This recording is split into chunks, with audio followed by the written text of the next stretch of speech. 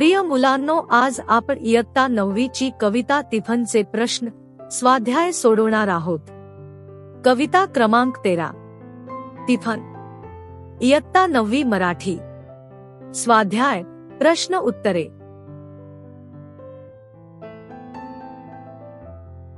स्वाध्याय प्रश्न 1। खालील अर्थाच्या शब्दसमूहाला कवितेतील योग्य शब्द द्या।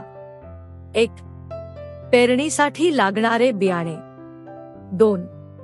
शेतकरी पेरणीसाठी वापरतो ते अवजार। 3। पाराप्ती करते त्या 2 कृती। उत्तरे। 1।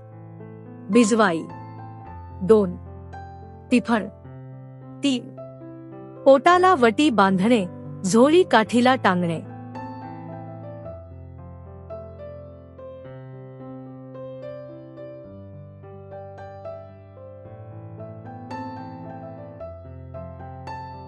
प्रश्न 2। खालील ओळींतील अधोरेखित संकल्पना स्पष्ट करा। 1। काकरात भिजवाई जसं हासर चांदण। उत्तर। ज्याप्रमाणे आकाशात चांदण चमकत असतं, त्याचप्रमाणे शेतकऱ्याला शेतात पेरलेले बियाणे चमकत आहे, हसत आहे असे वाटते। 2।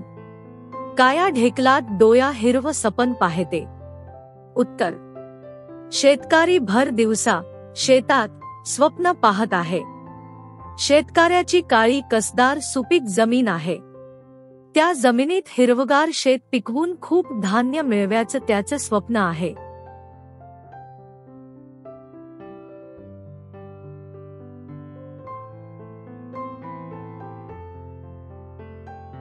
प्रश्न 3। या कवितेत आलेले वऱ्हाडी बोलीतील शब्द शोधा व त्यांना प्रमाणभाषेतील शब्द लिहा।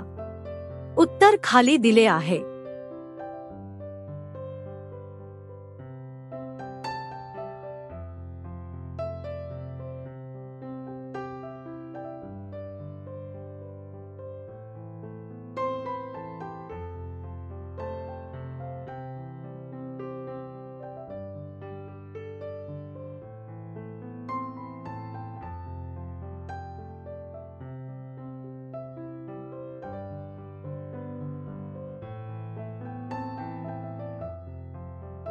प्रश्न 4।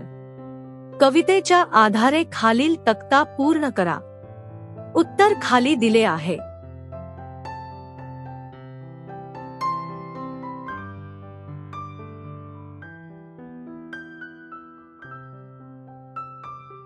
प्रश्न 5।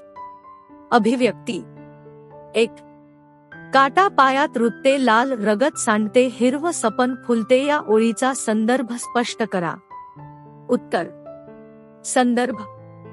विठ्ठल वाघे यांच्या तिफन्या कवितेतून वरील काव्यपंक्ती घेतली आहे। कष्टकरी शेतकऱ्याच्या पावसावर अवलंबून असणाऱ्या स्वप्नाचे सुंदर चित्रण केले आहे। स्पष्टीकरण। आपल्या कष्टाने मेहनतीने हे शेत हिरवेगार होऊन उठेल, शेतात धान्य डोलू लागेल असे स्वप्न डोळ्यांनी पाहत असताना किंवा मनात तसा विचार चालू असताना अचानक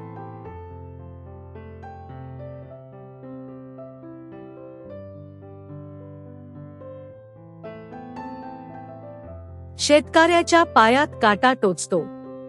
काटा टोचल्यामुळे पायातून लाल रक्त येऊ लागते, पण शेतकऱ्याला ती वेदना जाणवत नाही, कारण त्याच्या कष्टातून श्रमातून हिरव्यागार शेताचे स्वप्न सत्यात उतरेल असा त्याला विश्वास वाटतो।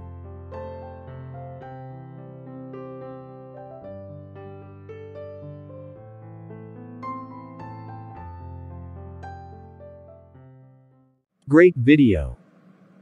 Mom. Yes. I found the good channel for study. Great. Like the video, share it to your school friends. Subscribe to it. But what's the channel's name? Wings of Fire Academy.